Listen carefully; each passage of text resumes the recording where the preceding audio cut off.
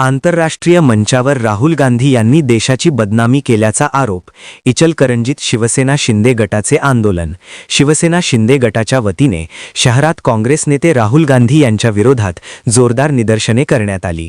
जागतिक AI समिटमध्ये गोंधळ घालून काँग्रेसने भारताच्या आंतरराष्ट्रीय प्रतिमेला धक्का पोहोचवल्याचा आरोप करत आंदोलन छेडण्यात आले. शहरातील मातोश्री कार्यालयासमोर कार्यकर्त्यांनी मोठ्या संख्येने एकत्र येत घोषणाबाजी केली. देशविरोधी वक्तव्य सहन केली जाणार नाहीत, भारताचा अपमान चालणार नाही, अशा घोषणांनी परिसर दणाणून गेला. आंदोलनादरम्यान राहुल गांधी यांच्या पोस्टरला जोडे मारो आंदोलन करत निषेध व्यक्त करण्यात आला. कार्यकर्त्यांनी हातात फलक घेत संताप व्यक्त केला. या आंदोलनाचे नेतृत्व जिल्हाध्यक्ष तथा नगरसेवक रवींद्र माने यांनी केले. माध्यमांशी बोलताना त्यांनी सांगितले की AI ही इंजिनिअरिंग क्षेत्रातली म्हणजे आर्टिफिशियल इंजिनिअरिंग म्हणजे कृत्रिम बुद्धिमत्ता ही आजच्या विश्वात म्हणजे जगात ही प्रणाली अवलंबत आहे, विकसनशील देशात अवलंबली जाते.